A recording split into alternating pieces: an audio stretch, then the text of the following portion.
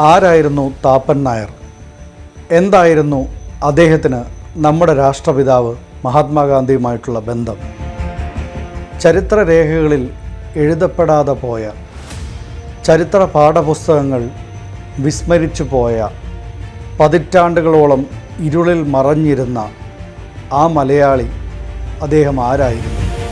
തികഞ്ഞ അന്വേഷണാത്മകതയോടെ അദ്ദേഹത്തെ കണ്ടെത്തിയ ആ അധ്യാപകൻ ആരായിരുന്നു? എല്ലാറ്റിനുമുള്ള ഉത്തരമുണ്ട് ഈ ചാറ്റ് ഷോയിൽ.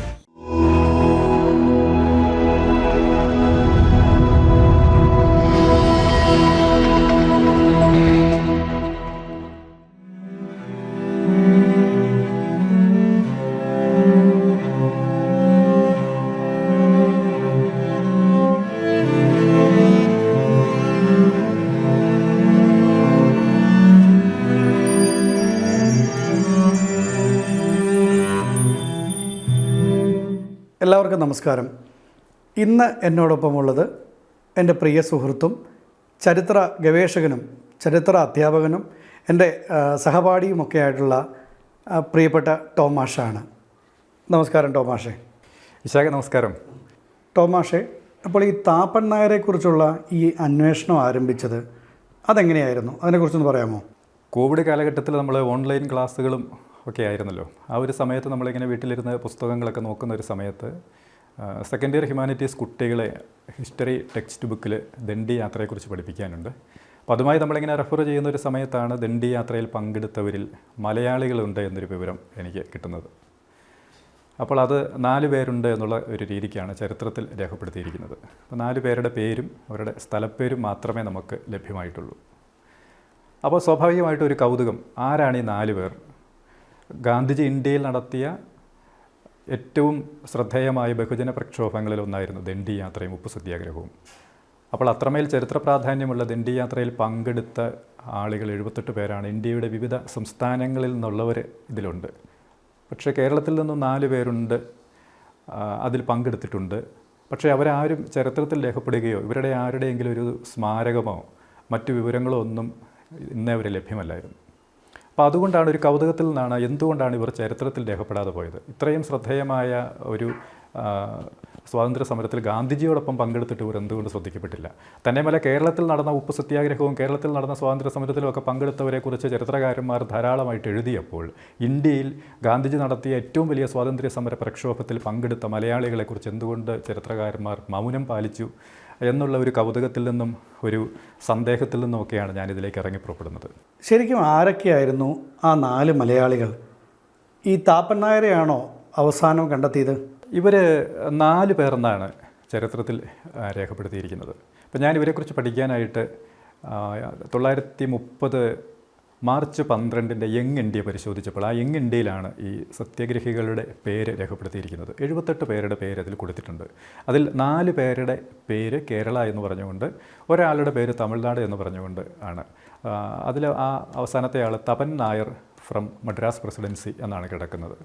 ബാക്കിയുള്ള ആളുകളൊക്കെ കേരള എന്ന് പറഞ്ഞുകൊണ്ട് തന്നെയാണ്. അപ്പോൾ ഞാൻ ഈ 4 പേരുടെ പേരുകൾ കിട്ടി. അവരാരൊക്കെയാണെന്നുള്ളൊരു അന്വേഷണം ആരംഭിച്ചു. അതിലൊരാൾ സി കൃഷ്ണൻ നായർ എന്ന് പറഞ്ഞ ഒരാളായിരുന്നു, നെയ്യാറ്റിൻകരയിൽ നിന്നും. അദ്ദേഹത്തെക്കുറിച്ചുള്ള വിവരങ്ങൾ പാർലമെൻ്ററി റെക്കോർഡുകളിൽ നിന്നുമാണ് കിട്ടിയത്. അദ്ദേഹം ഡൽഹിയിൽ MP ആയിരുന്നു. അപ്പോൾ അദ്ദേഹത്തെക്കുറിച്ച് ആ പാർലമെൻ്ററി റെക്കോർഡുകളിൽ നിന്നുമാണ് അദ്ദേഹത്തെക്കുറിച്ചുള്ള വിവരങ്ങൾ ലഭിക്കുന്നത്. പിന്നീടുള്ള ഒരാൾ ശങ്കർജിയാണ്, മായന്നൂർ. അപ്പോൾ മായന്നൂർ അന്നത്തെ കാലത്ത് തൃശ്ശൂർ എവിടെ ആണെന്ന് മാത്രമേ എനിക്കറിയുള്ളൂ. അപ്പം ഈ ആളുകളെക്കുറിച്ചുള്ളൊരു അന്വേഷണത്തിൽ എന്നെ ഒരുപാട് ആളുകൾ സഹായിച്ചിട്ടുണ്ട്. എൻ്റെ മുൻ പ്രിൻസിപ്പളും ഗാന്ധിയൻ മാർഗത്തിൽ പ്രവർത്തിക്കുന്ന ആളുമായ ഒരു KJ എബ്രഹാം സാറ്, അതുപോലെ തന്നെ ഡൽഹി ഗാന്ധി മ്യൂസിയത്തിൻ്റെ ഡയറക്ടറായിട്ട് പ്രവർത്തിക്കുന്ന ഒരു അണ്ണാമലൈ മാഷ്, അതുപോലെ തന്നെ വാർധ സേവാഗ്രാമിലെ മഹാരാഷ്ട്രയിലുള്ള വാർധയിലെ ഗാന്ധിയുടെ സേവാഗ്രാം ആശ്രമത്തിൻ്റെ ഡയറക്ടറായി പ്രവർത്തിക്കുന്ന മലയാളി TRN പ്രഭു സാറ്, അതുപോലെ തന്നെ അവിടുത്തെ ലൈബ്രറിയുടെ ഡയറക്ടറായിട്ട് പ്രവർത്തിക്കുന്ന ഡോക്ടർ CBK ജോസഫ് സാറ്, പിന്നെ സബർമതി ആശ്രമത്തിൻ്റെ അധികാരികൾ, ദണ്ഡിയിലെ നാഷണൽ സോൾട്ട് മെമ്മോറിയലുമായി ബന്ധപ്പെട്ടുള്ള ആളുകൾ. ഇപ്പോൾ ഇവരുടെയൊക്കെ അടുത്ത് ഇങ്ങനെ ഈ അന്വേഷണങ്ങളുമായി ബന്ധപ്പെട്ടെത്തി. അപ്പോൾ അങ്ങനെ ആണ് ഈ 4 പേരെക്കുറിച്ചുള്ള വിവരങ്ങൾ ലഭിക്കുന്നത്. അപ്പോൾ നമുക്ക് 5-ാമത്തെ ആളെക്കുറിച്ച് പേരല്ലാതെ മറ്റു വിവരങ്ങളൊന്നും ലഭിച്ചിട്ടില്ല. ടോമാഷ്, അപ്പോൾ ഈ ഗാന്ധിജി ഇവർക്കയച്ച കത്തുകളാണ്, ഇവർ തന്നെയാണ് ഈ ദണ്ഡിയാത്രയിൽ പങ്കെടുത്തിട്ടുള്ളത്, താപ്പൻ നായർ ഉൾപ്പെടെയുള്ള ആ ആൾക്കാരാണ് ആ ദണ്ഡിയാത്രയിൽ മലയാളികൾ പങ്കെടുത്തിട്ടുള്ളത് എന്നുള്ള ഒരു തെളിവിന് ആധാരം അല്ലേ? അതെ, നമുക്കൊരു പ്രൈമറി സോഴ്സായിട്ട് അതിനെ കാണാൻ കാരണം ഗാന്ധിജി ഡേറ്റ് വെച്ച് ഇവർക്ക് അയച്ച പോസ്റ്റ് കാർഡുകൾ, ഇവരുടെ പേരിൽ ഇപ്പം ഡിയർ ശങ്കർജി എന്നൊക്കെ പറഞ്ഞുകൊണ്ട് അദ്ദേഹം അയച്ചിരിക്കുന്ന കത്തുകൾ നമ്മൾ കണ്ടെത്തി. തന്നെയുമല്ല, ശങ്കർജി ജയിലിലായിരുന്നപ്പോൾ ബ്രിട്ടീഷുകാർ അദ്ദേഹത്തിന് നൽകിയ ഒരു ഐഡൻറ്റിഫിക്കേഷൻ കാർഡുണ്ട്, ഒരു മെറ്റൽ കാർഡാണ്. അപ്പോൾ അത് നമുക്ക് കണ്ടെത്താനായിട്ട് പറ്റി, ഇവരുടെ വീടുകളിലുണ്ടായിരുന്നു. അപ്പോൾ അങ്ങനെയാണ് നമ്മളത് ഉറപ്പിക്കുന്നത്. പിന്നീട് കളക്റ്റഡ് വർക്ക്സ് ഓഫ് ഗാന്ധി എന്ന് പറയുന്ന ഒരു വലിയ ബൃഹത് സമാഹാരമുണ്ട്. അതിലൊക്കെ ഈ കെ ശങ്കരന് ഗാന്ധിജി അയക്കുന്ന കത്ത് നമ്മൾ കണ്ടെത്തി. അപ്പോൾ അങ്ങനെയാണ് നമ്മളത് ഉറപ്പിക്കുന്നത്. പിന്നീട് പാലക്കാട് ഷൊർണൂർ സ്വദേശിയായ NP രാഘവ പൊതുവാൾ, അദ്ദേഹം വിവാഹം പോലും വേണ്ടെന്ന് വെച്ച് സ്വാതന്ത്ര്യ സമരത്തിന് വേണ്ടി അവസാന സമയം വരെ ജീവിച്ച ഒരാളാണ്. അദ്ദേഹത്തിൻ്റെ വീട്ടിൽ നേരിട്ടെത്തി. അദ്ദേഹത്തിൻ്റെ വീട്ടിൽ ഗാന്ധിജി അദ്ദേഹത്തിന് അയച്ച 3-4 കത്തുകൾ സൂക്ഷിച്ചു വെച്ചിട്ടുണ്ടായിരുന്നു. ഗാന്ധിയുടെ സ്വന്തം കൈപ്പടയിൽ ഗാന്ധിജി രാഘവൻ എന്നൊക്കെ അഭിസംബോധന ചെയ്തുകൊണ്ട് എഴുതിയ 2-3 കത്തുകൾ നമുക്ക് കണ്ടെത്താനായി. ആ ഡേറ്റ് വെച്ച് നമുക്ക് കണ്ടെത്താനായി. അത് കളക്റ്റഡ് വർക്ക്സ് ഓഫ് ഗാന്ധി എന്ന് പറയുന്ന ബൃഹത് സമാഹാരത്തിലുണ്ടോ എന്ന് നമ്മൾ ചെക്ക് ചെയ്തു. അപ്പോൾ അങ്ങനെയൊക്കെയാണ് ഇവരെക്കുറിച്ചുള്ള വിവരങ്ങൾ നമുക്ക് ലഭിക്കുന്നത്. പിന്നീട് ഉള്ളത് ടൈറ്റസ് തേവ്രതുണ്ടിയിലാണ്. ടൈറ്റസ് തേവ്രതുണ്ടിയിലുമായി ബന്ധപ്പെട്ട് അദ്ദേഹത്തിൻ്റെ ഇളയ മകൻ ഭോപ്പാലിലും മൂത്ത മകൻ ബറോഡയിലും ജീവിച്ചിരിക്കുന്നു. അവരെയൊക്കെ കണ്ടെത്തുവാനും അവരുടെ കയ്യിൽ നിന്ന് ഈ ടൈറ്റസ് തേവ്രതുണ്ടിയിലിനെ കുറിച്ചുള്ള ഡീറ്റെയിൽസ് കളക്ട് ചെയ്യുവാനും ഒക്കെ കഴിഞ്ഞിട്ടുണ്ട്. അപ്പോൾ അങ്ങനെയാണ് ഇവരെക്കുറിച്ചുള്ള വിവരങ്ങൾ കിട്ടിയത്. പിന്നെയും ഒരാൾ കൂടി അവശേഷിക്കുകയാണ്. ആരാണ് ഈ താപ്പൻ നായർ? അപ്പോഴും ചരിത്രത്തിൽ രേഖപ്പെട്ടിരിക്കുന്നത് തപൻ നായർ ഫ്രം മദ്രാസ് പ്രസിഡൻസി എന്നാണ്. അപ്പോൾ ഞാൻ ഇദ്ദേഹത്തെക്കുറിച്ചുള്ള ഒരു അന്വേഷണവുമായി ബന്ധപ്പെട്ട് പല പഴയ പുസ്തകങ്ങളൊക്കെ ഇങ്ങനെ അന്വേഷിച്ച് നടന്നു. ഒടുവിൽ എനിക്ക് എറണാകുളത്തുള്ള പൂർണ്ണോദയയിൽ നിന്നും, അവിടെ ഒരു ശർമ്മസാദ് ഉണ്ട്, പൂർണ്ണോദയ ബുക്ക് ട്രസ്റ്റിൻ്റെ പ്രവർത്തനങ്ങളുമായി അതിൻ്റെ സെക്രട്ടറിയായി പ്രവർത്തിക്കുന്ന ആളാണ്. അദ്ദേഹമാണ് എനിക്ക് ഒരു പഴയകാല പുസ്തകം, ഞാനിങ്ങനെ ചോദിച്ചു, തായാട്ട് ശങ്കരൻ എഴുതിയ ഒരു സാമ്രാജ്യവും ഒരു പിടി ഉപ്പും എന്ന് പറയുന്നൊരു പുസ്തകം ലഭ്യമാണോ, അത് പൂർണ്ണോദയയിലുണ്ടോ? അങ്ങനെ അദ്ദേഹമാണ് എനിക്ക് ആ ബുക്ക് തപ്പിയെടുത്ത് തരുന്നത്. അത് എനിക്കൊരു വലിയൊരു വഴിത്തിരിവായിരുന്നു. ആ പുസ്തകത്തിൻ്റെ അവസാന പേജിലാണ് ദണ്ഡി യാത്രയിൽ പങ്കെടുത്ത മലയാളികളെക്കുറിച്ച് ചെറിയൊരു ഡിസ്ക്രിപ്ഷൻ അവിടെയുണ്ട്. അതിൽ കൃത്യമായിട്ട് പറയുന്നു, താപ്പൻ നായർ പാലക്കാട് സ്വദേശിയാണ്, ദണ്ഡി യാത്രയിൽ പങ്കെടുത്ത മലയാളിയാണ് എന്നതിൽ കൃത്യമായിട്ട് പറയുന്നു. അപ്പോൾ ഞാൻ ഉറപ്പിച്ചു, ഈ തപൻ നായർ എന്ന് പറയുന്നത് താപ്പൻ നായർ തന്നെയാണ്. പിന്നീട് ഇദ്ദേഹത്തെക്കുറിച്ച് പിന്നീട് വിവരങ്ങളൊന്നും ലഭിക്കുന്നില്ല. അദ്ദേഹം മലയാളിയാണ്, പാലക്കാട് സ്വദേശിയാണെന്ന് മാത്രമേ അറിഞ്ഞുള്ളൂ. അതിനുശേഷം ഞാൻ പാലക്കാട് എനിക്ക് പരിചയമുള്ള ഗാന്ധിയൻ പ്രസ്ഥാനങ്ങളുമായി ബന്ധപ്പെട്ട് പ്രവർത്തിക്കുന്ന ആളുകളെയും, പാലക്കാട് എനിക്ക് പരിചയമുള്ള മറ്റ് സാമൂഹിക സാംസ്കാരിക പ്രവർത്തകരെയും, ചരിത്ര അധ്യാപകരെയും ഒക്കെ ഞാൻ ബന്ധപ്പെട്ടു. പക്ഷേ അവർക്ക് ആർക്കും പാലക്കാട് ഇങ്ങനെ ഒരാളുള്ളതിനെക്കുറിച്ച് ഒരു വിവരവും നമുക്ക് ലഭിക്കുന്നില്ല. പാലക്കാട് കോൺഗ്രസ് കമ്മിറ്റി ഓഫീസുമായിട്ടൊക്കെ ബന്ധപ്പെട്ടു. അവർക്ക് ആർക്കും അറിയില്ല. കാരണം ഇദ്ദേഹം സ്വാതന്ത്ര്യ സമരത്തിൽ പങ്കെടുക്കാൻ ദണ്ഡി യാത്രയിൽ പോയിട്ട് തിരിച്ചു നാട്ടിലേക്ക് വന്നിട്ടില്ല. ചെറിയ പ്രായത്തിൽ മരിച്ചുപോയ ഒരാളാണ്. അതുകൊണ്ട് തന്നെ അദ്ദേഹത്തെക്കുറിച്ച് ഒരു വിവരവും ലഭിക്കാനില്ല. അപ്പോൾ അദ്ദേഹം വളരെ യൗവനത്തിൽ തന്നെ മരിച്ചുപോയി നമുക്ക് അനുമാനിക്കാം. മരിക്കുമ്പോൾ എത്രയായിരുന്നു അദ്ദേഹത്തിൻ്റെ ഒരു പ്രായം, ഒന്ന് പറയാൻ പറ്റുമോ? അദ്ദേഹം 1933 മരണപ്പെട്ടു എന്നാണ് പഴയകാല ഒരു പുസ്തകമുണ്ട്. 1935 ഇറങ്ങിയ ബാരിസ്റ്റർ AK പിള്ള എഴുതിയ കോൺഗ്രസും കേരളവും എന്ന് പറയുന്ന ഒരു പഴയ പുസ്തകത്തിൽ ഈ താപ്പൻ നായരുടെ മരണവുമായി ബന്ധപ്പെട്ട് വിവരങ്ങളുണ്ട്. അപ്പോൾ സ്വാഭാവികമായിട്ടും ഒരു 26-27 വയസ്സിൽ അദ്ദേഹം മരണപ്പെട്ടിട്ടുണ്ട്. അദ്ദേഹം ഈ ധാരാസനയിലെ ഉപ്പ് സത്യാഗ്രഹവുമായി ബന്ധപ്പെട്ട് നടന്ന വലിയ പോലീസ് മർദ്ദനത്തിൽ അദ്ദേഹത്തിന് മാരകമായിട്ട് മുറിവ് പറ്റിയിട്ടുണ്ടാവാം. അപ്പോൾ അങ്ങനെ സ്വാതന്ത്ര്യസമരവുമായി ബന്ധപ്പെട്ടാണ് അദ്ദേഹം മരണപ്പെടുന്നതെന്നാണ് എന്ന് വേണം നമുക്ക് അനുമാനിക്കാനായിട്ട്. അപ്പോൾ ഇദ്ദേഹത്തെക്കുറിച്ചുള്ള കൂടുതൽ ഡീറ്റെയിൽസ് അന്വേഷിക്കുന്നതിന് വേണ്ടിയിട്ട് ഞാൻ പിന്നീട് ഇദ്ദേഹം തമിഴ്നാട്ടിലോ മറ്റോ ആണോ മരിച്ചത് ഒരു സംശയത്തിൻ്റെ പുറത്ത് ഞാൻ മനോരമയുടെ ചെന്നൈ എഡീഷനിൽ ഒരു വാർത്ത കൊടുക്കുന്നുണ്ട്. ദണ്ഡി യാത്രയിൽ പങ്കെടുത്ത അജ്ഞാത മലയാളിയെ തേടി അധ്യാപകൻ എന്ന പേരിൽ ഒരു വാർത്ത അവർ കൊടുത്തു. ഈ താപ്പൻ നായരെക്കുറിച്ച് എന്തെങ്കിലും വിവരങ്ങൾ അറിയാവുന്നവരുണ്ടെങ്കിൽ എന്നെ അറിയിക്കണമെന്ന് പറഞ്ഞുകൊണ്ട് എൻ്റെ ഫോൺ നമ്പർ കൊടുത്തു. പക്ഷേ അന്ന് രാവിലെ തന്നെ എനിക്ക് പാലക്കാട് നിന്നും വിവരങ്ങൾ കിട്ടി. ഈ വാർത്ത കണ്ടിട്ട് പാലക്കാട് നിന്നും ഒരു 3-4 പേർ എന്നെ വിളിച്ചു. രാമശ്ശേരിയിൽ നിന്ന് തന്നെ ഉള്ള ഒരു 2-3 പേരുണ്ടായിരുന്നു. ഒരു അജിത് കുമാർ, ഒരു ജയകൃഷ്ണൻ, അതുപോലെ തന്നെ നോർത്ത് ഇന്ത്യയിൽ നിന്നും ഒരു അരവിന്ദൻ, അതുപോലെ തന്നെ പാലക്കാട് തന്നെയുള്ള ഒരു പങ്കജു അമ്മ, ഇങ്ങനെ പല ആളുകളും എന്നെ വിളിച്ചു. ഇവർ പറഞ്ഞ ലൊക്കേഷനും ഡീറ്റെയിൽസും ഒക്കെ ഏറെക്കുറെ സെയിം ആയിരുന്നു. അപ്പോൾ ഇത് ശരിയാണോ എന്നറിയാനായിട്ട് ഞാൻ പിറ്റേ ദിവസം തന്നെ എൻ്റെ ഫ്രണ്ട്സ് ഉണ്ട്, അവരെയൊക്കെ ആയിട്ട് ഞാൻ പാലക്കാട് രാമശ്ശേരിക്ക് തിരിച്ചു. ഈ താപ്പൻ നായരുടെ വീട്ടിൽ എത്തി. ഒരു പഴയൊരു തറവാടാണ്, ഒരു 4 കെട്ട് വീട്, പരമ്പരാഗത പഴക്കം ചെന്നൊരു വീട്. അപ്പോൾ അവിടെ ഇപ്പോൾ താമസിക്കുന്ന ആ തലമുറയുടെ അനന്തര തലമുറയിൽപ്പെട്ട അജിത് കുമാർ എന്ന് പറയുന്ന ആളാണ്. അപ്പോൾ അദ്ദേഹം ഈ താപ്പൻ നായരുടെ പഴയകാല ഫോട്ടോയും ഒക്കെ കാണിച്ചു തന്നു. അവർക്കും പക്ഷേ കൂടുതൽ വിവരങ്ങൾ അറിയില്ല. ഇദ്ദേഹത്തിൻ്റെ മുത്തശ്ശി പറഞ്ഞുള്ള വിവരങ്ങളാണ് അദ്ദേഹത്തിന് അറിയാവുന്നത്. ദണ്ഡി യാത്രയിൽ പങ്കെടുക്കാനായിട്ട് ഗാന്ധിജിയോടൊപ്പം പോയതാണ്, പിന്നീട് തിരികെ വന്നിട്ടില്ല എന്നുള്ളൊരു വിവരമാണ് അദ്ദേഹത്തിനുള്ളത്.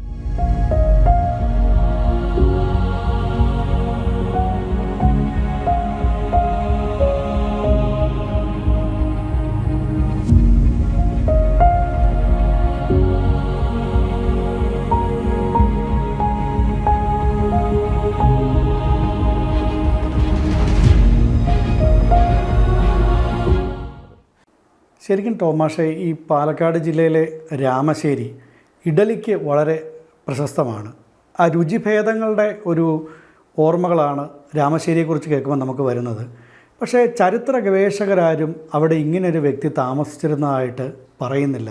അപ്പം നാട്ടുകാർക്കും ശരിക്കും ഈ താപ്പൻ നായരെക്കുറിച്ചുള്ള ഒരറിവില്ലായിരുന്നോ?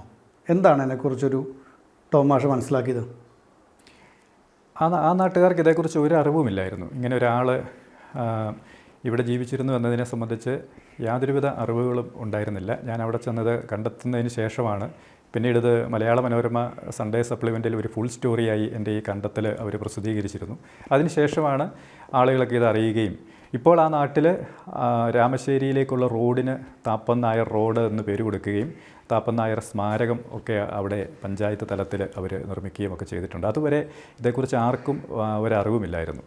പിന്നെ ചരിത്രകാരന്മാർ ഇത് എന്തുകൊണ്ട് ഇത് വിസ്മരിച്ചു എന്ന് ചോദിച്ചാൽ, സ്വാഭാവികമായിട്ടും സൗത്ത് ഇന്ത്യയിലെ സ്വാതന്ത്ര്യ സമരത്തെക്കുറിച്ച് കാര്യമായ രീതിയിലുള്ള ചരിത്രമൊന്നും എഴുതപ്പെട്ടിട്ടില്ല. അല്ലെങ്കിൽ സൗത്ത് ഇന്ത്യയിൽ നിന്നുള്ള സ്വാതന്ത്ര്യ സമരത്തെയും സ്വാതന്ത്ര്യ സമര നേതാക്കന്മാരെയും ഒക്കെ തമസ്കരിക്കാനുള്ള ഒരു ശ്രമം ചരിത്രകാരന്മാരുടെ ഭാഗത്തു നിന്നും ഉണ്ടായിട്ടുണ്ട്. അതുകൊണ്ടാണ് ഇത്രയേറെ ചരിത്രപ്രസിദ്ധമായ ദണ്ഡി യാത്രയിൽ പങ്കെടുത്തവരെക്കുറിച്ച് പോലും ഒരു വിവരങ്ങളും ഇന്ത്യയുടെ സ്വാതന്ത്ര്യ സമര ചരിത്രത്തിൽ അത് എഴുതപ്പെട്ട ചരിത്രകാരന്മാരൊന്നും വേണ്ട വിധത്തിൽ എഴുതുകയോ അല്ലെങ്കിൽ ഇവരുടെ പ്രാധാന്യത്തെക്കുറിച്ച് മനസ്സിലാക്കുകയോ ഒന്നും ചെയ്യാതെ പോയത് അതുകൊണ്ടാവാമെന്ന് തന്നെയാണ് ഞാൻ കരുതുന്നത്. ഇപ്പോഴപ്പം താപ്പന്നാരുടെ വീട്ടിൽ ആരാണ് താമസിക്കുന്നത്? അദ്ദേഹത്തിൻ്റെ ബന്ധുക്കൾ ആരെങ്കിലും ഉണ്ടോ? താപ്പൻ നായരുടെ വീട്ടിൽ ഇപ്പോൾ അദ്ദേഹത്തിൻ്റെ അനന്തര തലമുറയിൽപ്പെട്ട അജിത് കുമാർ എന്ന് പറഞ്ഞ ഒരാളാണ് താമസിക്കുന്നത്. അദ്ദേഹമാണ് ഇപ്പോൾ ആ വീട്ടിലെ കാര്യങ്ങളൊക്കെ നോക്കി നടത്തുന്നത്. ആ വീടും ആ സ്ഥലങ്ങളും ഒക്കെ ഇങ്ങനെ പിൽക്കാലത്ത് ഭാഗം വെച്ചും വീതം വെച്ചും ഒക്കെ പോയിട്ടുണ്ട്. ടോമാഷെ, ഇത് പുതുതലമുറയ്ക്ക് വേണ്ടിയാണ് ഈ ചോദ്യം. ബ്രിട്ടീഷ് ഭരണകാലഘട്ടത്തിലെ ഏറ്റവും ഇരുണ്ട ഒരു കാലഘട്ടത്തിലെ ഒരു വളരെ ശക്തമായൊരു പ്രക്ഷോഭമായിരുന്നു ദണ്ഡിയാത്ര. 1930 ഈ ദണ്ഡിയാത്ര നടന്നത്. അതായത് ബ്രിട്ടീഷുകാർ മനുഷ്യൻ്റെ നിത്യോപയോഗത്തിനുള്ള ഒരു വസ്തുവായിട്ടുള്ള ഉപ്പിന് ഏർപ്പെടുത്തിയ ആ നികുതി ചുമത്തിയതിനെതിരെയുള്ള ഒരു ശക്തമായ പ്രക്ഷോഭമായിരുന്നു. ഗാന്ധിജിയുടെ നേതൃത്വത്തിലുള്ള ആൾക്കാർ അതിൽ ഒരു സിവിൽ ഡിസൊബീഡിയൻസ് അല്ലേ, ആ ഒരു നികുതി ലംഘിക്കപ്പെട്ടുകൊണ്ടുള്ള ഒരു പരിപാടിയായിരുന്നു ഈ ദണ്ഡിയാത്ര എന്ന് പറയുന്നത് അല്ലേ. അതിനെക്കുറിച്ച് ഒന്ന് ബ്രീഫായിട്ടൊന്ന് പറയാൻ പറ്റുമോ? ദണ്ഡിയാത്രയും ഉപ്പ് സത്യാഗ്രഹവും ഇന്ത്യൻ സ്വാതന്ത്ര്യ സമര ചരിത്രത്തിലെ ഏറ്റവും ശ്രദ്ധേയമായ ബഹുജന പ്രക്ഷോഭമാണ്. അതിൻ്റെ ഒരു പ്രത്യേകത, സ്ത്രീകൾ മുൻനിരയിലേക്ക്, നമുക്കറിയാം അന്നത്തെ കാലത്തൊക്കെ സ്ത്രീ ശാക്തീകരണം അല്ലെ സ്ത്രീകൾ മുൻനിരകളിലേക്ക് വരുന്ന ഒരു സാഹചര്യം വളരെ കുറവാണ്. പക്ഷേ ഒരുപക്ഷെ ഇത്രയേറെ സ്ത്രീകളെ ദേശീയ പ്രസ്ഥാനത്തിലേക്ക് കൊണ്ടുവന്ന ഒരു പ്രസ്ഥാനം വേറെ ഇല്ലെന്നാണ് ഞാൻ കരുതുന്നത്. അത് ഇന്ത്യയുടെ വിവിധ ഭാഗങ്ങളിൽ, കേരളത്തിൽ നിന്ന് തന്നെ പോലും എത്രയോ സ്ത്രീകൾ ഇതിൽ പങ്കെടുത്തു. കേരളത്തിൽ എനിക്ക് തോന്നുന്നു ഉപ്പ് സത്യാഗ്രഹവുമായി ബന്ധപ്പെട്ട് പയ്യന്നൂരിൽ നടന്ന ഉപ്പ് സത്യാഗ്രഹത്തിൽ ആദ്യമായിട്ട് സ്വാതന്ത്ര്യ സമരത്തിൽ പങ്കെടുത്ത് അറസ്റ്റ് വരിക്കപ്പെടുന്ന വനിത എന്ന് പറയുന്നത് എം കാർത്തിയായനി അമ്മയാണ്. പക്ഷേ ഇതൊന്നും ചരിത്രത്തിൽ രേഖപ്പെടുത്തിയിട്ടുണ്ടോ എന്നെനിക്കറിയില്ല. അപ്പോൾ ഇത്തരത്തിൽ പല സ്റ്റേറ്റുകളിലും സ്ത്രീകളുടെ സജീവമായൊരു പങ്കാളിത്തം ഈ ദണ്ഡി യാത്രയിലുണ്ടായിരുന്നു. അപ്പോൾ അതൊരു ബഹുജന പ്രക്ഷോഭമായിരുന്നു. ഗാന്ധി ഇതിനെ കണ്ടത് സിവിൽ നിയമലംഘന പ്രസ്ഥാനവുമായി ബന്ധപ്പെട്ടാണ് ഗാന്ധിജി ഈ ദണ്ഡി യാത്രയ്ക്ക് രൂപം കൊടുക്കുന്നത്, അല്ലെങ്കിൽ അദ്ദേഹം ആരംഭിക്കുന്നത്. സിവിൽ നിയമങ്ങൾ ലംഘിച്ചുകൊണ്ട് ഈ ഒരു ദണ്ഡി യാത്ര അപ്പോൾ അതിനു വേണ്ടിയിട്ട് അദ്ദേഹം കണ്ടെത്തിയത് ഉപ്പ് നിയമം ലംഘിക്കാനാണ്. കാരണം അന്ന് ഇന്ത്യയിലുള്ള 2.7 കോടി അല്ലെങ്കിൽ ഒരു 3 കോടിയോളം വരുന്ന ജനങ്ങളെ നേരിട്ട് ബാധിക്കുന്ന, അവരുടെ ജീവിതത്തെ ഏറ്റവും കൂടുതൽ ബാധിക്കുന്ന ഒന്ന് ഉപ്പായിരുന്നു. കാരണം സമ്പന്നനും പാവപ്പെട്ടവനും എല്ലാവരും ഉപയോഗിക്കുന്നതാണ് ഉപ്പ്. അപ്പോൾ ആ ഉപ്പിനെതിരെ സർക്കാർ ഏർപ്പെടുത്തിയ നികുതിക്കെതിരെ ആ ഉപ്പ് നികുതി ലംഘിച്ചുകൊണ്ട് പരസ്യമായി ഉപ്പ് നിർമ്മിച്ചുകൊണ്ട് സമരം ചെയ്യാനായിട്ട് ഗാന്ധിജി തീരുമാനിക്കുന്നു. അങ്ങനെ ഉപ്പ് ഒരു സമരായുധമായിട്ട് മാറുകയായിരുന്നു. അപ്പോൾ ഉപ്പ് ഒരു സമരായുധമായിട്ട് മാറുന്നു. ഉപ്പ് നിയമം ലംഘിച്ചുകൊണ്ട് ഗാന്ധിജി ദണ്ഡി യാത്രയും അതേ തുടർന്ന് സത്യാഗ്രഹവും സംഘടിപ്പിക്കുന്നു. ഇതിനുവേണ്ടി അദ്ദേഹം സബർമതി ആശ്രമത്തിൽ നിന്നും 1930 മാർച്ച് 12 അദ്ദേഹം യാത്ര തുടങ്ങുകയാണ്. അത് 241 മൈൽ 387.5 കിലോമീറ്ററാണ് നടന്നത്. ധാരാളം ഗ്രാമങ്ങൾ, പല ജില്ലകൾ കടന്ന്, ധാരാളം ഗ്രാമങ്ങൾ കടന്ന് ഒരു 25 ദിവസം, 26ാമത്തെ ദിവസം ആണ് അദ്ദേഹം ഉപ്പ് ഉണ്ടാക്കിയ ദണ്ഡിയിൽ ലംഘിക്കുന്നത്. അങ്ങനെ ഇത്രയേറെ ദിവസങ്ങൾ നീണ്ടു നിന്ന വലിയ ഒരു സത്യാഗ്രഹ സമരയാത്രയുടെ ഫലമായിട്ടാണ് ഈ ഉപ്പ് നിയമം ലംഘിക്കുന്നത്. അങ്ങനെയാണ് ഗാന്ധിജി ഉപ്പ് സത്യാഗ്രഹം ആരംഭിച്ചത്. അപ്പോൾ സബർമതിയിൽ നിന്നും ദണ്ഡിയിലേക്ക് ഒരു ദീർഘയാത്ര, ഒരു സത്യാഗ്രഹ സമരപ്രയാണം ഗാന്ധിജിയുടെ നേതൃത്വത്തിൽ സംഘടിപ്പിക്കപ്പെടുകയായിരുന്നു. ഈ യാത്ര കടന്നുപോയ വഴികളിലൊക്കെ ആയിരക്കണക്കിന് ആളുകളാണ് ഗാന്ധിജിയെ കാണാനായിട്ട് വഴിയരികിൽ നിന്നിരുന്നത്, അദ്ദേഹത്തിൻ്റെ പ്രസംഗം കേൾക്കാനായിട്ട് തടിച്ചുകൂടിയിരുന്നത്. എനിക്ക് തോന്നുന്നു സൂററ്റിലാണ് ഏറ്റവും കൂടുതൽ ആളുകൾ പങ്കെടുത്തത്. 1 ലക്ഷത്തോളം ആളുകളാണ് സൂററ്റിൽ താപ്തി നദിയുടെ തീരത്ത് ഗാന്ധിജിയുടെ പ്രസംഗം കേൾക്കാനായിട്ട് ഈ ഉപ്പ് സത്യാഗ്രഹത്തിന് ഐക്യദാർഢ്യം പ്രഖ്യാപിച്ചുകൊണ്ട് അവിടെ തടിച്ചുകൂടിയ ആളുകൾ. 1 ലക്ഷത്തോളം ആളുകൾ, അതിൽ 10,000-ഓളം പേർ സ്ത്രീകളായിരുന്നു. അങ്ങനെ വലിയൊരു ബഹുജന പ്രക്ഷോഭം. ചെന്നെത്തുന്ന സ്ഥലങ്ങളെല്ലാം ആ ഗ്രാമത്തിലെ ആളുകൾ ഗാന്ധിജിയെ സ്വീകരിക്കുന്നു. ആ വഴികളിലൊക്കെ തോരണം തൂക്കുന്നു, അലങ്കാരങ്ങൾ തൂക്കുന്നു, വഴികളിൽ പൂക്കൾ വിതറുന്നു, സത്യാഗ്രഹികളുടെ മേൽ പൂക്കൾ വർഷിക്കുന്നു. അപ്പോൾ അങ്ങനെ ഓരോ ഗ്രാമവും വലിയൊരു ആവേശത്തോടു കൂടി ഏറ്റെടുക്കുകയായിരുന്നു ഈ ഒരു ദണ്ഡി യാത്രയെ.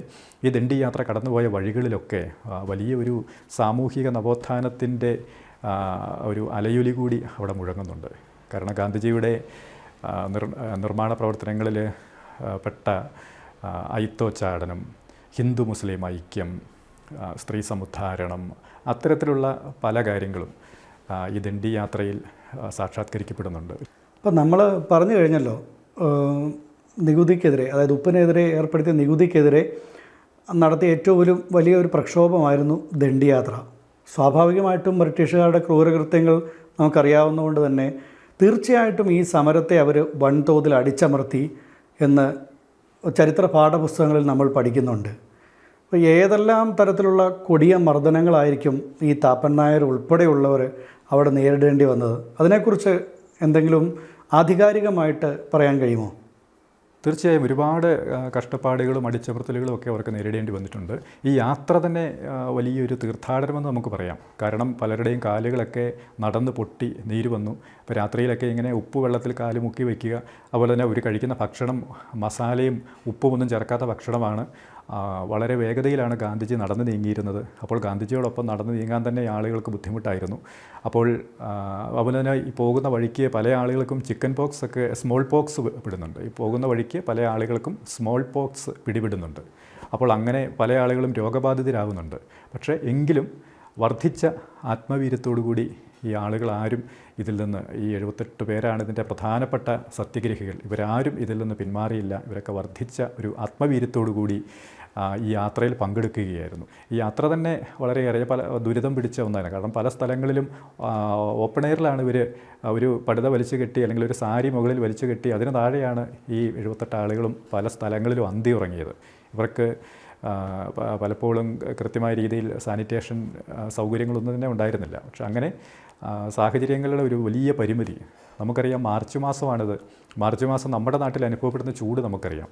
അപ്പം നോർത്ത് ഇന്ത്യയിൽ, പ്രത്യേകിച്ച് ഗുജറാത്തിലെ മാർച്ച് ഏപ്രിൽ മാസങ്ങളിലെ കടുത്ത ചൂട്, കടുത്ത പൊടി, ഈ ഒരു വലിയ ചൂടിനെയും കാലാവസ്ഥാ പ്രശ്നങ്ങളെയും ഒക്കെ അഭിമുഖീകരിച്ചുകൊണ്ട് അല്ലെങ്കിൽ അതിനെയൊക്കെ അതിജീവിച്ചുകൊണ്ടാണ് ഇവർ നടന്നു നീങ്ങുന്നത്. കടുത്ത പൊടിയിലും കടുത്ത ചൂടിലുമൊക്കെയാണ് ഈ ആളുകൾ നടന്നു നീങ്ങിയത്. ആ യാത്ര തന്നെ വലിയൊരു യാതന നിറഞ്ഞ യാത്രയായിരുന്നു. പിന്നീട് ഇവർ ഏപ്രിൽ 6-ാം തീയതി ദണ്ഡി കടപ്പുറത്ത് ഉപ്പ് നിയമം ലംഘിച്ചുകൊണ്ട് ഗാന്ധിജി പരസ്യമായിട്ട് ഉപ്പ് നിർമ്മിക്കുന്നു.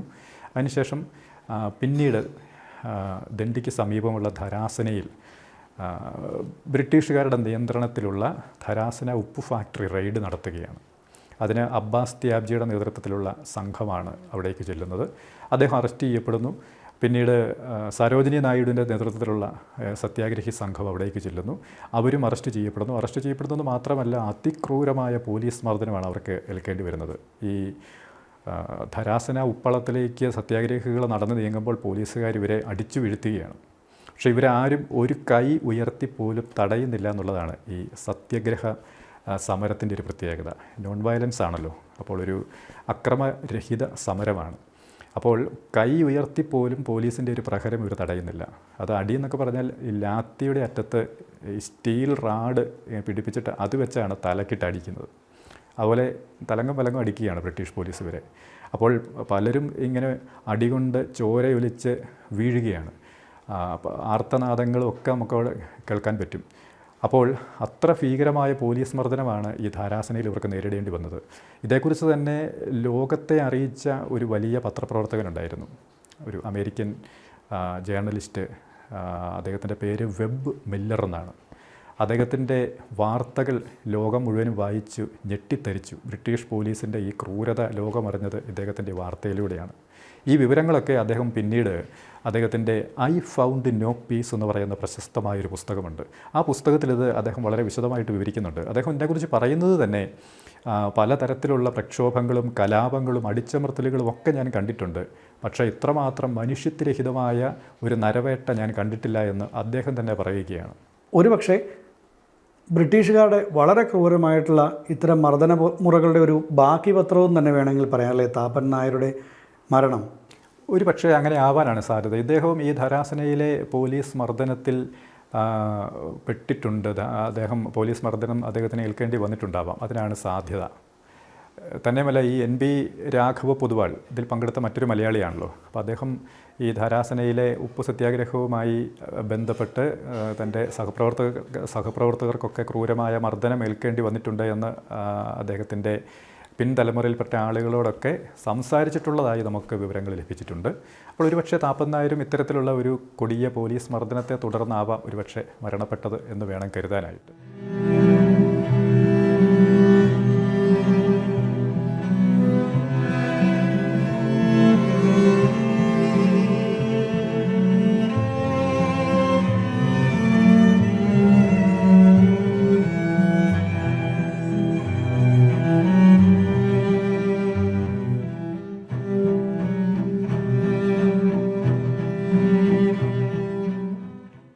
ഒട്ടേറെ യാത്രകൾക്കും ഒരുപാട് കഷ്ടപ്പാടുകൾക്കും ഒടുവിലാണല്ലോ താപ്പൻ നായർ എന്ന് പറയുന്ന ആ വ്യക്തിയെ ടോമാഷ് കണ്ടെത്തിയത്.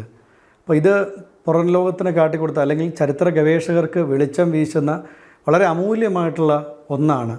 ഇനി കണ്ടെത്തിയ ഈ ഗവേഷണ രേഖകൾ എന്ത് ചെയ്യാനാണ് ഉദ്ദേശിക്കുന്നത്? ഒരു 3-3.5 വർഷത്തെ ഒരു സ്വതന്ത്ര ഗവേഷണത്തിൻ്റെ ഫലമായിട്ടാണ് ഈ ഡീറ്റെയിൽസൊക്കെ ഞാൻ കണ്ടെത്തിയത്. അപ്പോൾ സ്വാഭാവികമായിട്ടും ഇത് പുറം ലോകത്തെ അറിയിക്കുക എന്നുള്ളത് തന്നെയാണ് എൻ്റെ ഒരു ലക്ഷ്യവും. അപ്പോൾ അതുകൊണ്ട് ദണ്ഡി യാത്രയിൽ പങ്കെടുത്ത മലയാളികളെക്കുറിച്ചും ദണ്ഡി യാത്രയെക്കുറിച്ചും മലയാളത്തിൽ ആധികാരികമായ ഗ്രന്ഥങ്ങളൊന്നും ഇന്ന് നിലവിലില്ല. ദണ്ഡി യാത്രയെക്കുറിച്ച് വളരെ ചുരുക്കത്തിൽ 78 പേർ പങ്കെടുത്തു. അത് മാർച്ച് 12 തുടങ്ങി ഏപ്രിൽ 6 അവസാനിച്ചു എന്നിങ്ങനെയുള്ള ചെറിയ ചുരുക്കം വിവരങ്ങളല്ലാതെ അതേക്കുറിച്ച് ആധികാരികമായ വിവരങ്ങൾ നൽകുന്ന പുസ്തകങ്ങളൊന്നും ഇന്ന് മലയാളത്തിൽ ലഭ്യമല്ല. അപ്പോൾ അതുകൊണ്ട് തന്നെ ദണ്ഡി യാത്രയെക്കുറിച്ചും അതിൽ പങ്കെടുത്ത മലയാളികളെക്കുറിച്ചും ആധികാരികവും സമഗ്രവുമായ ഒരു ഗ്രന്ഥം പൊതുസമൂഹത്തിന് മുമ്പിൽ അവതരിപ്പിക്കണം എന്നുള്ളത് തന്നെയാണ് എൻ്റെ ലക്ഷ്യം. അതിനു വേണ്ടിയിട്ടുള്ള പ്രവർത്തനങ്ങൾ ആരംഭിച്ചു കഴിഞ്ഞു.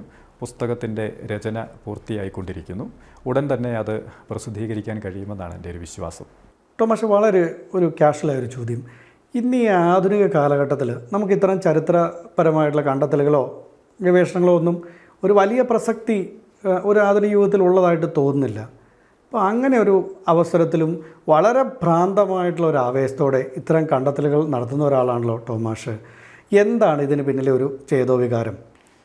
ഇതൊരു യാദൃച്ഛികതയെന്ന് മാത്രമേ ഉള്ളൂ. നമ്മളിങ്ങനെ ഇത് ആരാണെന്നറിയാനുള്ള ഒരു അന്വേഷണാത്മകമായ ഒരു കൗതുകം, അതിൽ നിന്ന് ആണ് ഈ ഒരു താല്പര്യമുണ്ടായത്. പിന്നീട് ആളുകളെക്കുറിച്ച് വിവരങ്ങൾ നമുക്ക് ലഭിച്ചപ്പോൾ അത് കൂടുതൽ അന്വേഷിച്ചറിയാനായിട്ട് ഒരു താല്പര്യം തോന്നി. അങ്ങനെ ആ ഒരു താല്പര്യത്തിൽ നിന്നാണ് ഇത്രത്തോളം എത്താൻ കഴിഞ്ഞത്.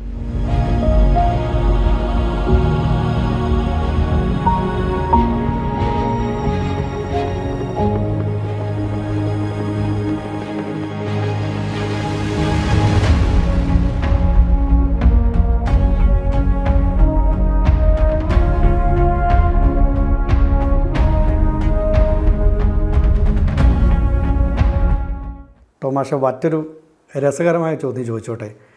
ഈ കോവിഡ് കാലയളവിൽ എല്ലാവരും വീട്ടിലിരുന്നപ്പം സാഞ്ചി സ്തൂപത്തിൻ്റെ മുൻപിൽ നിന്നും അന്ന് ക്ലാസ് എടുത്തയാളാണ് ടോമാഷ്.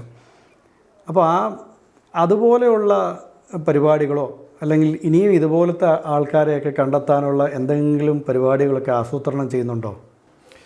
ഇനി ചരിത്രത്തിൽ രേഖപ്പെടാതെ പോയ ഒരുപാട് ആളുകളുണ്ട്. അവരൊക്കെ ഇങ്ങനെ കാലക്രമത്തിൽ ചരിത്രത്തിൻ്റെ മുഖ്യധാരയിലേക്ക് വരുമെന്നാണ് എൻ്റെ ഒരു വിശ്വാസം. അപ്പോൾ ഒരു ചെറിയൊരു ഉദാഹരണം പറഞ്ഞു കഴിഞ്ഞാൽ, തമിഴ്നാട്ടിലെ ശിവഗംഗയിൽ നിന്നുമുള്ള ഒരു രാജ്ഞി ഉണ്ടായിരുന്നു, വേലു നാച്ചിയാർ. അവരൊന്നും ചരിത്രത്തിൽ രേഖപ്പെട്ടിട്ടില്ല. ഒരുപക്ഷേ ബ്രിട്ടീഷുകാർ ഇവരുടെ രാജ്യം ആക്രമിച്ച് കീഴടക്കി ഇവരെ ആ രാജ്യത്തിൽ നിന്ന് പുറത്താക്കിയിട്ട് കാലങ്ങൾക്ക് ശേഷം ഇവർ ഒരു സൈന്യം രൂപീകരിച്ച് ബ്രിട്ടീഷുകാരെ ആക്രമിച്ച് സ്വന്തം രാജ്യവും സ്വന്തം കൊട്ടാരവും ഒക്കെ പിടിച്ചെടുത്ത ഒരു ധീരയായ ഒരു സ്വാതന്ത്ര്യ സമര പോരാളിയാണ് വേലു നാച്ചിയാർ. പക്ഷേ അവരുടെ ചരിത്രം രേഖപ്പെട്ടിട്ടില്ല. ഝാൻസി റാണിയെ പോലെയുള്ള ആളുകളുടെയൊക്കെ ചരിത്രം വല്ലാതെ ഘോഷിക്കപ്പെട്ടു. അതൊക്കെ ചരിത്രപരമായ പ്രാധാന്യം അതിനുണ്ട്. പക്ഷേ വേലു നാച്ചിയാറിൻ്റെ ചരിത്രം കാര്യമായ രീതിയിൽ എഴുതപ്പെടുകയോ അത് ആളുകളിലേക്ക് എത്തപ്പെടുകയോ ഒന്നും ചെയ്തിട്ടില്ല. ഇവരൊക്കെ ആ ഒരു നാടിൻ്റെ സ്വാതന്ത്ര്യം സ്വന്തം ആത്മാവിൽ ഏറ്റെടുത്തുകൊണ്ട് അതിനുവേണ്ടി ജീവിതം മാറ്റിവെച്ച ആളുകളാണ്. ഇവരുടെയൊക്കെ ചരിത്രം പുറത്ത് അറിയപ്പെടേണ്ടത് തന്നെയുണ്ട്. അപ്പോൾ ഇങ്ങനെയുള്ള ഒരുപാട് ആളുകൾ ഇതിൻ്റെ പിന്നിൽ പ്രവർത്തിച്ചിട്ടുണ്ട്. ഈ മലയാള മനോരമ പോലെയുള്ള മലയാളത്തിലെ മുഖ്യധാരാ മാധ്യമത്തിൻ്റെ സൺഡേ സപ്ലിമെൻ്റ് പേജിൽ ഒരു പേജ് മുഴുവൻ ടോമാഷിൻ്റെ ഈ താപ്പൻ നായരെ കണ്ടെത്തിയതിനെക്കുറിച്ചുള്ള ഒരു വാർത്തയും അല്ലെങ്കിൽ അതിനെക്കുറിച്ചുള്ള ലേഖനമൊക്കെ ആയിരുന്നു. ശരിക്കും അങ്ങനെ ഒരു സംഭവം കണ്ടപ്പം എന്ത് ആനന്ദം അല്ലെങ്കിൽ എന്താണ് ടോമാഷിൻ്റെ മനസ്സിൽ എന്തെങ്കിലും തോന്നിയത്? വലിയ ഒരു അഭിമാനം തോന്നി.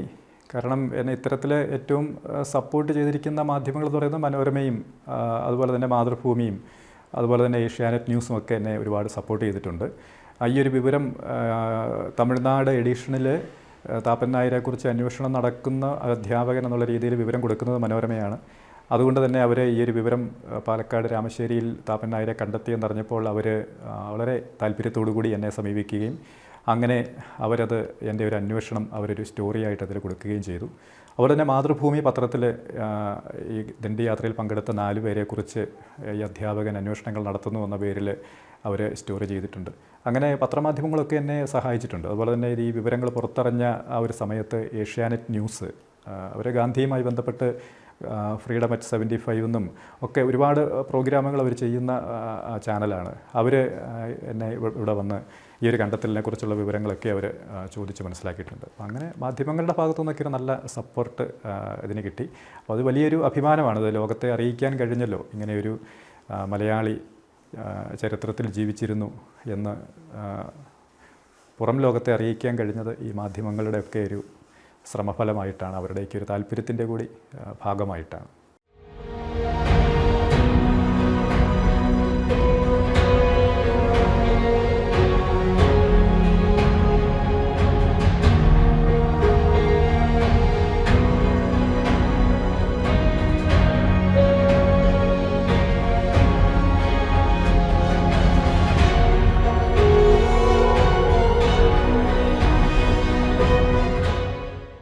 നമ്മളെല്ലാവരും ഇപ്പോൾ ടോമാഷും ഞാനും ഉൾപ്പെടെയുള്ളവർ ഉപഭോഗ സംസ്കാരത്തിൻ്റെ പുറകെ പോകുന്ന ആൾക്കാരാണ്. അതായത് ദൈനംദിന ജീവിതം, അതായത് ഡേ ടു ഡേ ലൈഫ് മാത്രം നമ്മൾ ഫോക്കസ് ചെയ്യുന്നു. അത് മുന്നോട്ടോ പിന്നോട്ടോ ഒന്നും നമ്മളാരും ചിന്തിക്കാറില്ല. ഈ കാലഘട്ടത്തിൽ ഗാന്ധിസത്തിന് എന്താണ് പ്രസക്തി? ഗാന്ധിസത്തിൻ്റെ പ്രസക്തി വർദ്ധിച്ചു വരുന്ന ഒരു കാലഘട്ടമാണ് ഇപ്പോൾ ഉള്ളത്. ഗാന്ധിജി പറഞ്ഞു വെച്ചിരിക്കുന്ന അദ്ദേഹത്തിൻ്റെ ആശയങ്ങൾ അത് സാധാരണക്കാരനായ ആളുകൾ, പ്രത്യേകിച്ച് ദരിദ്രൻ്റെ ഏറ്റവും അങ്ങേയറ്റത്ത് നിൽക്കുന്ന ആളുകൾക്ക് ക്ഷേമമുണ്ടാകുന്ന പദ്ധതികൾ ഇന്ത്യയിൽ ആവശ്യമാണെന്ന് പറയുവാൻ തൻ്റെ ഇടം കാണിച്ച ഒരാളാണ് ഗാന്ധി. ഗ്രാമങ്ങളിലൂടെ സമുദ്ധാരണം ഉണ്ടാവണമെന്ന് പറഞ്ഞ ഒരാളാണ് ഗാന്ധി. അപ്പോൾ അത്തരത്തിൽ അടിസ്ഥാന ജനവിഭാഗങ്ങൾക്ക് ഉയർച്ച സാധ്യമാക്കിക്കൊണ്ട് ഭാരതത്തിൻ്റെ സമഗ്രമായ ഒരു മുന്നേറ്റം, അത് ഹിന്ദു മുസ്ലിം ഐക്യമുണ്ട്, ഐത്തോച്ചാടനമുണ്ട്, മദ്യനിരോധനമുണ്ട്, ഇത്തരത്തിൽ സാമൂഹികമായ ഒരു സോഷ്യൽ പ്യൂരിഫിക്കേഷൻ സാധ്യമാകണമെങ്കിൽ തീർച്ചയായിട്ടും അതിൻ്റെ ഏറ്റവും നല്ല ഒരു മാർഗവും പ്രതിരോധവുമായിട്ട് എനിക്ക് തോന്നുന്നത് ഗാന്ധിസമാണ്. അതുകൊണ്ട് തന്നെ ഇപ്പോൾ കേരളത്തിൽ ഗാന്ധിയൻ കളക്റ്റീവ് എന്ന പേരിൽ ഗാന്ധിയൻ കൂട്ടായ്മ വളരെ സജീവമായിട്ട് പ്രവർത്തിക്കുന്നുണ്ട്. പല ക്യാമ്പയിനുകളും അവർ നടത്തുന്നുണ്ട്, പലതരത്തിലുള്ള പ്രചാരണങ്ങൾ അവർ നടത്തുന്നുണ്ട്. ഗാന്ധിയൻ പ്രസിദ്ധീകരണങ്ങളുടെ എണ്ണം ഒക്കെ ഇപ്പോൾ വർദ്ധിച്ചു വരുന്നു. അപ്പോൾ ആളുകൾ പതുക്കെ ഗാന്ധിസത്തിലേക്കൊക്കെ തിരിഞ്ഞു തുടങ്ങിയിരിക്കുന്നു എന്നുള്ളതാണ് ഇപ്പോഴത്തെ ഒരു രീതിക്ക് ഞാൻ മനസ്സിലാക്കുന്നത്. സാമൂഹ്യ പ്രവർത്തനം, ചരിത്ര ഗവേഷണം, അധ്യാപനം, ഈ മേഖലയിലെല്ലാം വളരെയധികം താല്പര്യമുള്ള ഒരാളാണല്ലോ ടോമാഷ്. അപ്പോൾ ഇങ്ങനെ ഉള്ള ഈ ഒരു മേഖലകളിൽ നിന്നും എന്തെല്ലാം തരത്തിലുള്ള അംഗീകാരങ്ങൾ അല്ലെങ്കിൽ നേട്ടങ്ങൾ ടോമാഷ് തേടിയെത്തിയിട്ടുണ്ട്? ഒന്ന് പങ്കുവെക്കാമോ? അംഗീകാരങ്ങൾ എന്ന് പറയുമ്പോൾ എനിക്ക് ഞാനൊരു നാഷണൽ സർവീസ് സ്കീമിൻ്റെ പ്രവർത്തകനായിരുന്നു. യൂണിവേഴ്സിറ്റി തലത്തിൽ അതിൻ്റെ പ്രവർത്തനങ്ങൾക്ക് പങ്കെടുത്തിട്ടുണ്ട്. സ്കൂളിൽ ഞാൻ NSSൻ്റെ പ്രോഗ്രാം ഓഫീസറായിരുന്നു. അപ്പോൾ NSSൻ്റെ പ്രവർത്തനങ്ങളുമായി ബന്ധപ്പെട്ട് ഒത്തിരിയേറെ കാര്യങ്ങൾ, പ്രത്യേകിച്ച് നമ്മുടെ പ്രളയവുമായൊക്കെ ബന്ധപ്പെട്ട് ഒത്തിരിയേറെ സാമൂഹികമായ ഇടപെടലുകളൊക്കെ ആ മേഖലയിൽ നടത്തിയിട്ടുണ്ട്. NSSുമായി ബന്ധപ്പെട്ട ഒരു റെഫറൻസ് പുസ്തകം തന്നെ പ്രസിദ്ധീകരിച്ചിട്ടുണ്ട്. അപ്പോൾ ഇതൊക്കെ മുൻനിർത്തി എനിക്ക് കേരള സർക്കാർ മികച്ച NSS പ്രോഗ്രാം ഓഫീസർക്കുള്ള അവാർഡ് കിട്ടിയിട്ടുണ്ട്. കേരളത്തിലെ ഏറ്റവും മികച്ച NSS വോളണ്ടിയറിനുള്ള അവാർഡ് എൻ്റെ സ്കൂളിലെ എൻ്റെ വോളണ്ടിയറിനായിരുന്നു. പിന്നീട് അധ്യാപനവുമായി ബന്ധപ്പെട്ട് വൈലോപ്പള്ളി സംസ്കൃതി ഭവൻ്റെ ഒരു എക്സലൻസ് അവാർഡ് കിട്ടിയിട്ടുണ്ട്. ഇതൊക്കെയാണ് അംഗീകാരങ്ങളുമായി ബന്ധപ്പെട്ട്. പിന്നീട് ഏറ്റവും വലിയ അംഗീകാരം നമ്മുടെ ഒരു സുഹൃത്തുക്കളുടെയും നമ്മുടെ സമൂഹത്തിൻ്റെയും ഒക്കെ ഒരു വലിയ സ്നേഹവും പിന്തുണയും നമ്മളെ അംഗീകരിക്കാൻ കാണിക്കുന്ന മനസ്സും ഒക്കെയാണ് ഏറ്റവും വലിയ അംഗീകാരങ്ങൾ. അപ്പം ഇതൊക്കെയാണ് അംഗീകാരങ്ങളുമായി ബന്ധപ്പെട്ട് പറയാനുള്ളത്. ചരിത്രവും ചരിത്രരേഖകളും എത്ര തമസ്കരിക്കപ്പെട്ടാലും ഒരു കാലഘട്ടത്തിൽ അതെല്ലാം പുറത്തു വരിക തന്നെ ചെയ്യും. ആരെങ്കിലും ഒരാൾ തീർച്ചയായിട്ടും ഇത്തരം കണ്ടെത്തലുകൾക്ക് പിന്നിലുണ്ടാവും. ചരിത്ര ഗവേഷകനും അധ്യാപകനും സാമൂഹ്യ പ്രവർത്തകനുമൊക്കെയായി തിളങ്ങുന്ന ടോമാഷിന് ഇനിയും ഒരുപാട് ഇത്തരം ചരിത്ര രേഖകൾ കണ്ടെത്താൻ സാധിക്കട്ടെ.